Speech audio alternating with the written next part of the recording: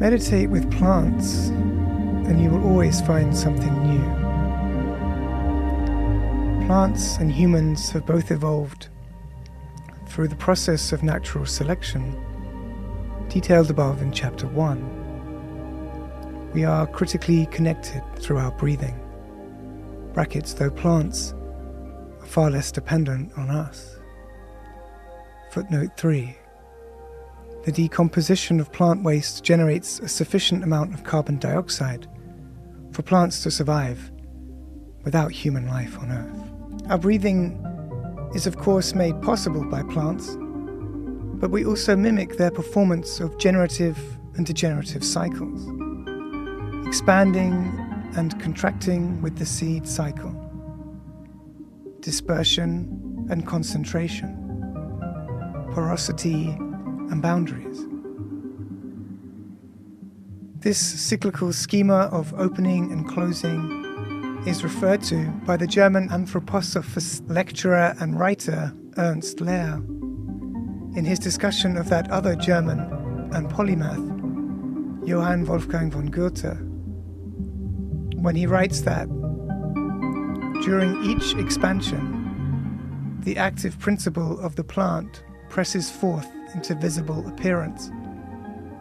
During each contraction, it withdraws from the outer embodiment into what we may describe as a more formless state of being.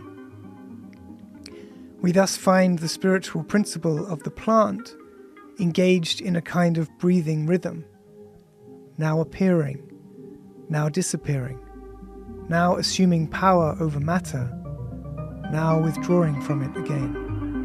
Man or Matter, German edition, 1923.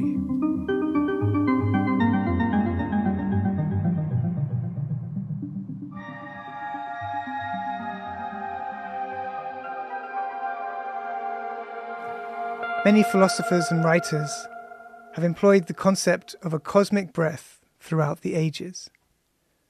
And as long as we understand that historical eras do not simply end and begin, but phase from one to the other, there is certainly a degree of weight to this concept.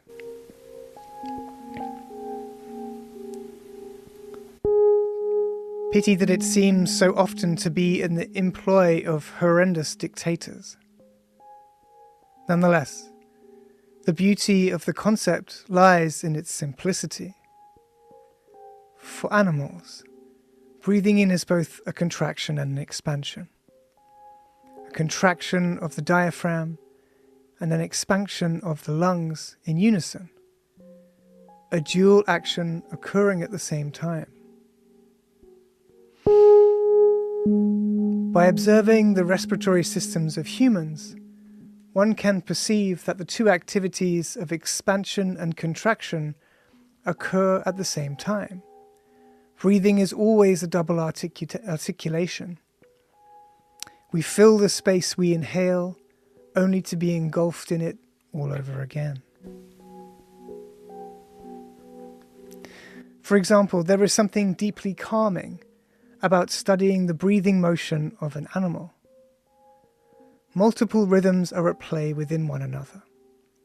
The single life form, breathing among the larger rhythms of life, connected by patterns of contraction and expansion. This can also be applied to thinking about the respiratory actions of two living organisms at the same time: human lungs and plant leaves, breathing, human offspring, growing and expanding before shrinking into old age and eventual decay, and a plant's fruit growing, expanding and fulfilling their reproductive task, and ebbing away. The notion of a dual articulation throughout the ages, carrying history upon its undulating motion, could also be characterized as the ancient concept of a cosmic breath.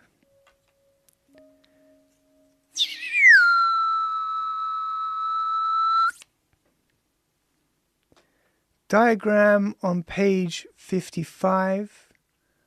To the left we have a figure. The title is Out Breath. The figure has an interesting snail-like Rastafari hairdo and a shaved head with an individually placed long sideburn. Their eye is half closed. As they exhale, the diaphragm releases upwards and the abdomen falls back. To the right, the in-breath. The same character draws air inwards, the diaphragm contracts downwards, and yet the abdomen expands. Throughout my studies, I have often found this idea represented by shell motifs, associated with the goddess Venus and the axis mundi, where it is represented as the great tree of life.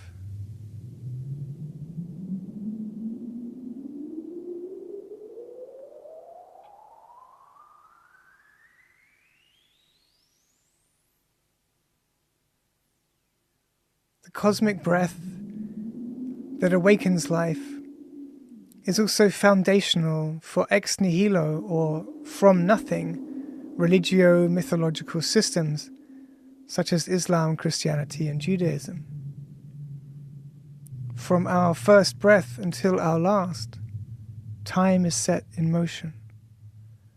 After that, it is anyone's guess. The trick is to make the most of the time you have. With this in mind, I would invite you to breathe deeply, in the manner of Qigong practitioners, drawing from the sea of energy or dantian. Practice also, at your own pace, the circulation of energy from around the body by training your microcosmic orbit. Through performing this work on myself regularly, while I have prepared and written this book, I have at times been able to follow the advice of the Buddha, namely, to treat that which has weight with lightness, and that which is light with weight. The following chapter will be a deep dive indeed. Illustration on page 57. A figure sits cross-legged, palms open.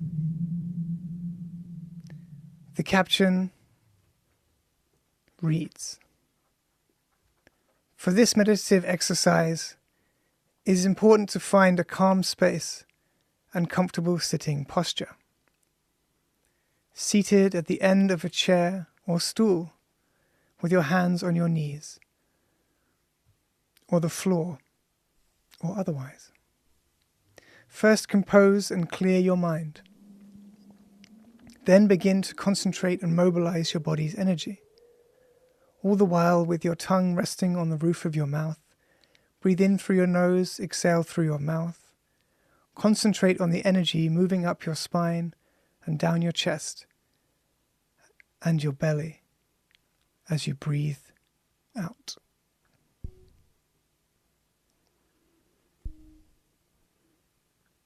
Illustration on page 58. A figure stands with both arms by their side.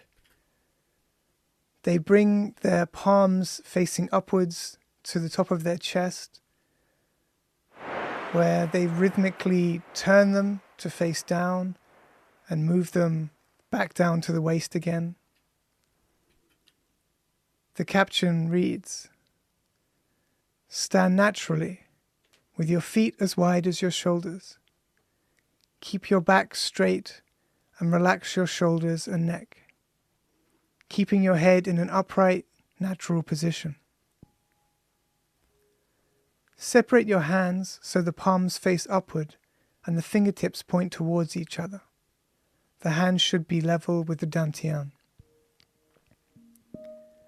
Slowly raise your hands from the dantian to the chest as high as the key points on the upper chest, and breathe in.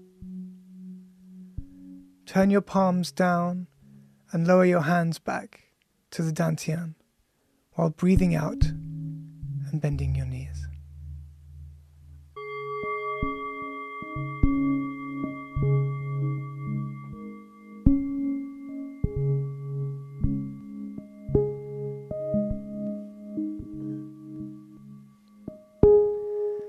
Exploring the germline of the Corinthian order.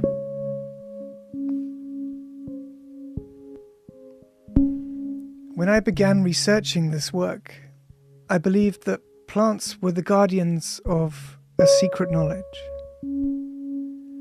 I believed that communication in plants was the key to understanding not only the origins of life, but also the epistemological root of consciousness itself. The so-called big problem for neurobiologists and philosophers more widely. And indeed, plants truly are the origin story of life on planet Earth, of all simple and complex organisms such as ourselves. The quest for an origin story is also surely as old as time. So what would be new about this one? I believe that this time, against all the odds, that the truth to the archetype of the Garden of Paradise would be revealed. I must have been high, right? To muster up the confidence, the sheer arrogance to begin this Sisyphean task? Or bored perhaps?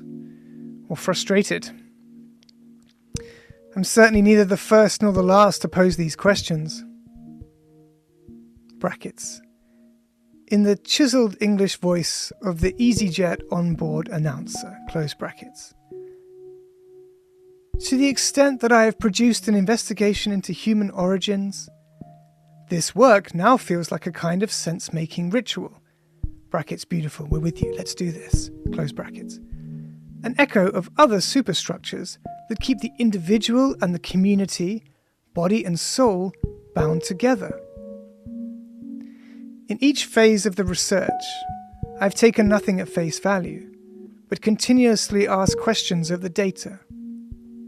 But alas, to no avail. The origins of consciousness have eluded me. I've failed to define the meanings of my subject, either when written in ceramic, stone or ink. The physical location of the garden remains a mystery. No glitch in the matrix shall be mine, after all. I realize now that in those early years of preparing to write this work, I had become obsessed, quite beyond the realm of manic productivity. I drank from great pools of heady wine until my head broke the surface and I became submerged entirely. The work I've undertaken here, to discover the origins of life and or consciousness, can appropriately be referred to as an intoxicant. Because so many of the seers and mystics who claim to possess this kind of knowledge enter altered states in order to uncover it.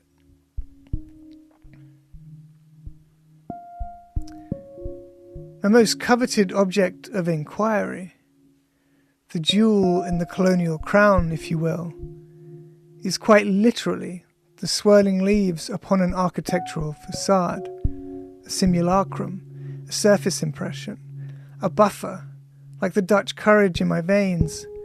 This obsession served as a little nip to make me stronger as I wandered through the research.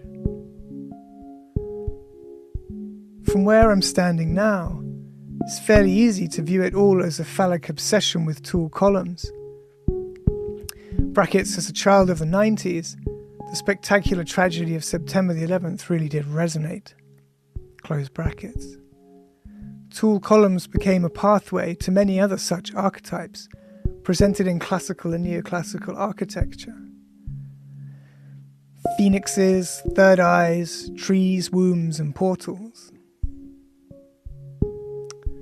Only whether standing or in ruins, architecture has no greater claim to the real, brackets, or an earthly garden of paradise, close brackets, than does a fly, or a chicken, or a box of dried turds. Of course, to those who build and worship in the buildings to which I am referring, there is a profound difference between a sacred object and a profane one. Over the years, I learnt that an emphasis on otherworldly versus the apparently mundane, day-to-day material life of Earth is the most addictive substance of all.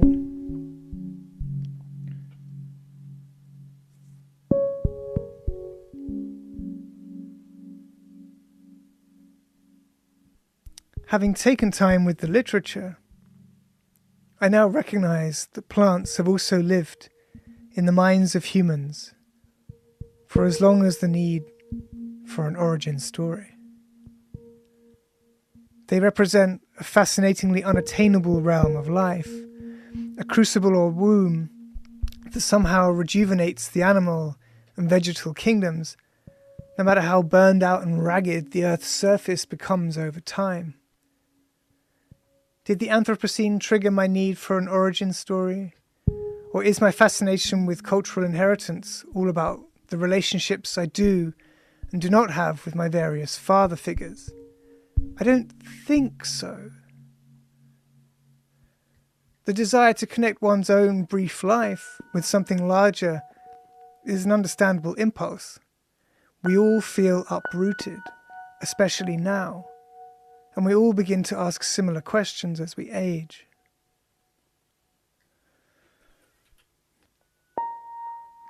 But now, objectively speaking, refreshed by my binging on knowledge and inevitable disappointment, what do I have to say for myself? Should I retell a story of addiction to an idea, of a failure, perhaps? Failure, errors, mistakes, weren't those precisely the kinds of deviant articulation that I had so eagerly written about beforehand? And mistakes have made for new discoveries countless times before. One of the most famous examples being the, quote, discovery of the United States of America, a truly deviant undertaking if ever there was one. Other discoveries have proven so toxic that they actually kill their inventors, though I don't think this work is quite as doomed as all that. Kill your darlings is another way of putting it. For the sadness in letting go of one's origin story also serves to unburden the bearer. All that any of us have at the end of the day is being.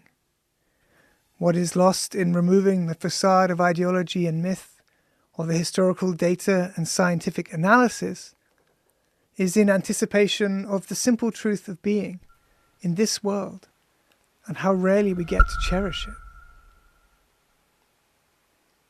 Humans can be impressionable creatures, porous.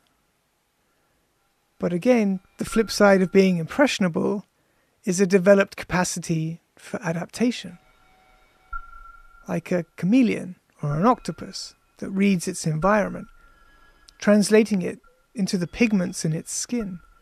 Having a certain kind of social sensitivity creates motility. And this is good, because learning how to be adaptable also teaches one's self-knowledge, the capacity to watch oneself temporarily change as it happens.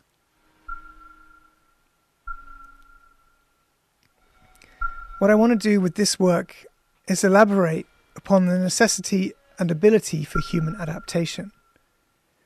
To take origin stories of old and new and put them through my own cultural anthropological matrix. Biology is helpful to this cause for a number of reasons. Biology, the study of all life and living organisms, brings me back to the environment around me. Biology can help me to develop a more situated approach to my relationships with my environment, as I will continue to argue below. However, as laid out in Chapter 1, biological determinism is still, in the year of 2021, proffered as an apparently scientific bedrock of arguments that are used to support white supremacism, despite any latent, quote, race science having been disqualified. This complete disqualification is in part due to the localized nature of biology itself. One is not determined by one's genes. Brackets, and epigenetics helps us to understand this even more precisely. Close brackets.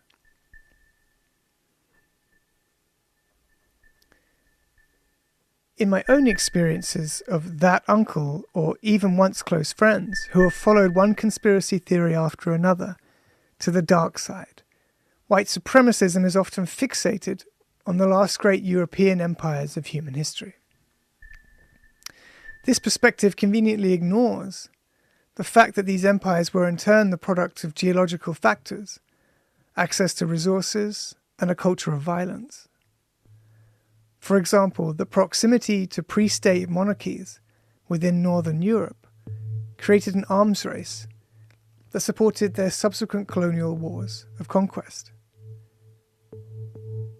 Footnote 1. Quote, "The specific dynamics of European towns were one important reason why China and Islam, despite their early economic and technological lead, were eventually subjected to Western domination. However, the eventual conquest of the millennium by the West will not be viewed as a result of progress occurring there while failing to take place outside of Europe, but as the result of certain dynamics, such as the mutually stimulating dynamics involved in arms races." Unquote. Manuel de Landa, 1,000 Years of Nonlinear History, 1997.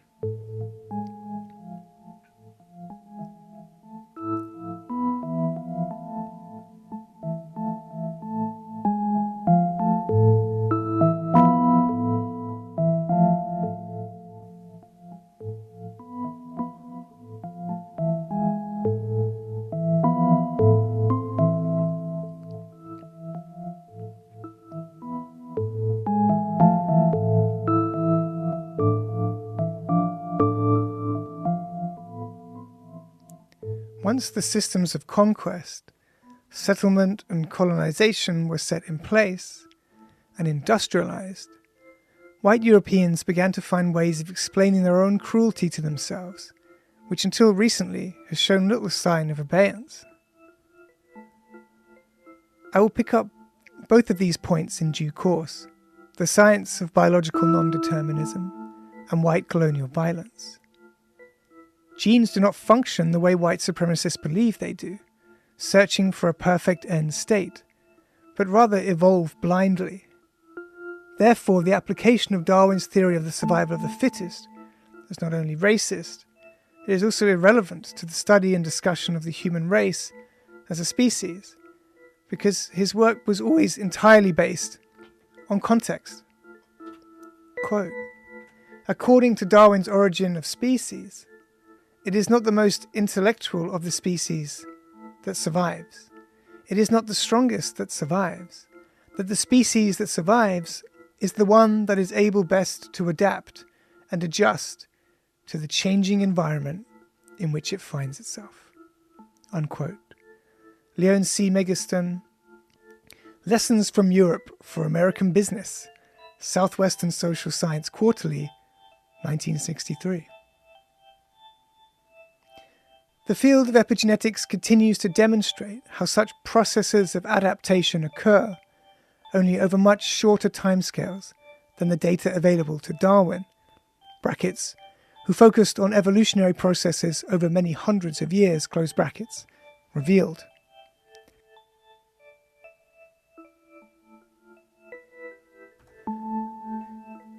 Epigenetics is a field of biology that deals with how different kinds of cells are reproduced at different times in an organism's lifetime.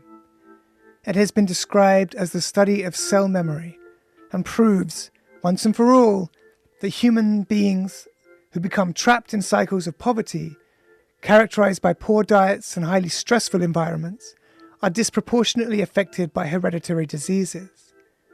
What epigenetics has also revealed is that the product of either positive or negative circumstances can be reversed over 1 or 2 generations, perhaps even within our own lifetimes, because for better or for worse, the epigenome is passed on to offspring.